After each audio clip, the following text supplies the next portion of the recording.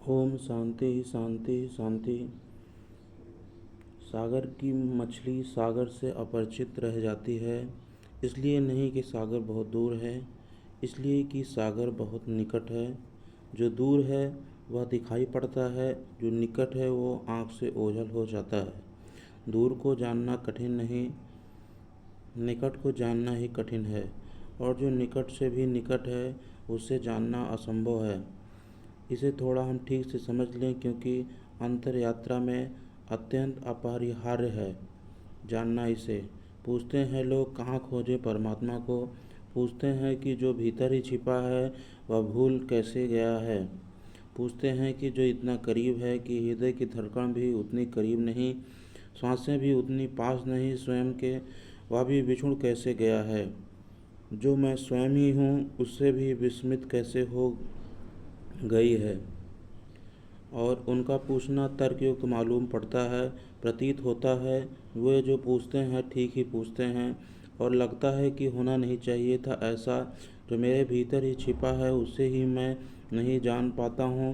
जो मैं ही हूँ वह भी अपरिचित रह जाता है, तो फिर परिचय किससे होगा, पहचान किससे होगी, ज्ञान किसका होगा। जब पास ही छूट जाता है हाथ से, तो दूर को हम कैसे पा सकेंगे।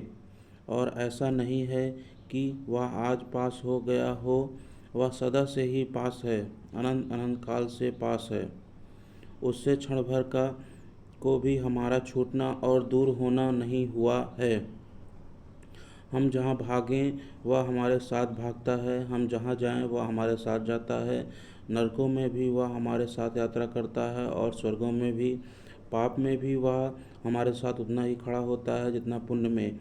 यह कहना भी ठीक नहीं कि साथ खड़ा होता है, क्योंकि जो हमारे साथ होता है उससे भी थोड़ी दूरी होती है। हमारा होना और उसका होना एक ही बात है। अगर यह सच है तो इस जगत में बड़ा चमत्कार हो गया है कि हम अपने को ही खो बैठे। जो असंभव मालूम पड़ता है, अपने को कैसे खोया जा सकता है। अपनी छाया तक को खोना मुश्किल है, हम अपनी आत्मा को खो बैठे हैं, यह कैसे हो सकता है। पर यह हुआ है। उसके होने की घटना कैसे घटती है, वही इस सूत्र का सार है।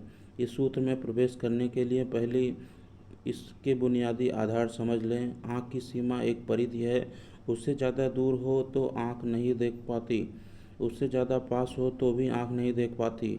आँख के देखने का एक विस्तार है। किसी चीज़ का आँख के बहुत पास ले आएँ फिर आँख नहीं देख पाएगी, बहुत दूर ले जाएँ तो भी आँख नहीं देख पाएगी। तो एक क्षेत्र है जहाँ आँख देखती है, और इस क्षेत्र के उस या इस पार आँख अंधी हो जाती है। और आप इतने तो निकट हैं कि आँख के पास ही नहीं हैं, आँख के पीछे हैं। यही अड़चन है। ऐसा समझें कि दर्पण के सामने खड़े हैं तो एक खास दूरी से दर्पण पर ठीक प्रतिबिंब बनता है। अगर बहुत दूर चले जाएं तो फिर दर्पण पर प्रतिबिंब नहीं बनेगा। बहुत पास आ जाएं कि आँख को दर्पण से ही लगा लें तो प्रतिबिंब दिखाई नहीं पड़ेगा। लेकिन यह मामला ऐसा है कि आप दर्पण के पीछे खड़े हैं, इसलिए दर्पण पर प्रतिबिंब बनने का कोई उपाय ही नहीं है। आँख आगे है, आप पीछे हैं। आँख देखती है उसको जो आँख के आगे हो, आँख उसको कैसे देखे जो आँख के पीछे है। कान सुनते हैं उसको जो कान के बाहर है, कान उसको कैसे सुने जो कान के भीतर है। आँख बाहर खुलती है, कान भी बाहर खुलते हैं। मैं आपको छू सकता हूँ, अपने आप को कैसे छूऊँ। और अगर आपने शरीर को भी छू लेता हूँ, इसलिए तो वह इसलिए कि शरीर भी मैं नहीं हूँ, वह भी पराया है, इसलिए छू लेता हूँ। लेकिन जो मैं हूँ, जो छू रहा हूँ, उसे कैसे छूऊँ, उसे किससे छूऊँ। इसलिए हाथ सब छू लेता है और खुद को नहीं छू पाते हैं। आँख सब देख लेती है और खुद को नहीं देख पाती है।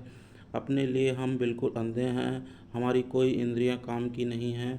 जिन इंद्रियों से हम परिचित हैं वे कोई भी काम की नहीं। अगर कोई और इंद्रियों का उद्घाटन न हो जो भीतर देखती हो, अगर कोई और आँख न खुल जाए जो भीतर देखती है, जो पीछे देखती हो, जो उल्टा देखती हो, कोई कान न खुल जाए जिस पर भीतर की ध्वनि तरंगें भी प्रभाव लाती हों, तब तक हम स्वयं को देख और जान और सुन ना पाएंगे।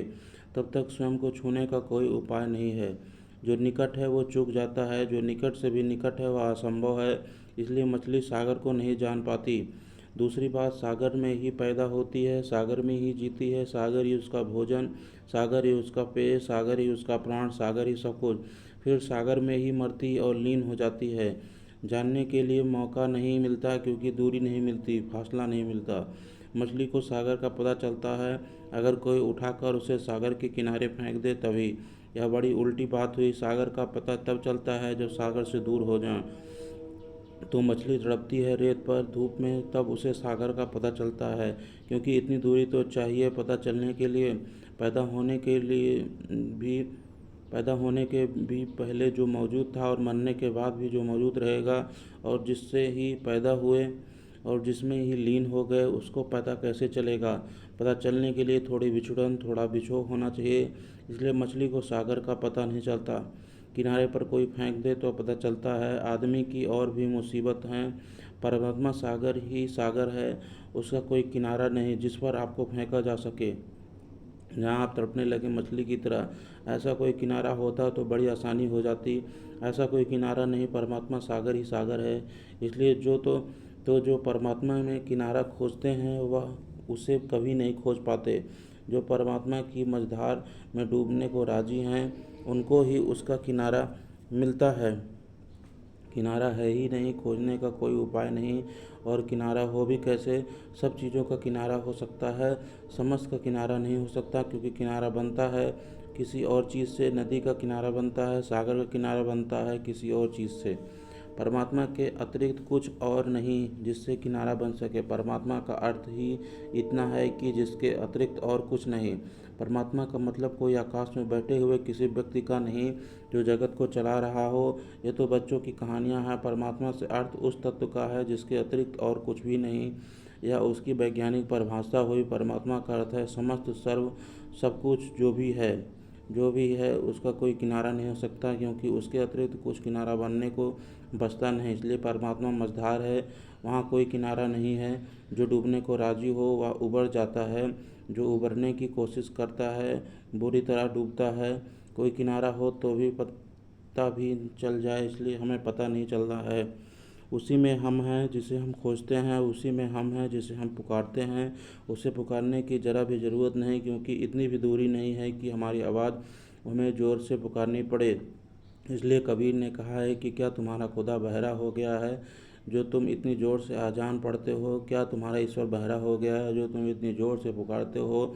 इतने पास हैं कि आवाज़ देने को भी तो ज़रूरत नहीं। अगर मौन भी कुछ भीतर होगा तो वह भी सुन लिया जाएगा, इतने पास हैं। दूसरे को पुकारना हो तो आवाज़ देनी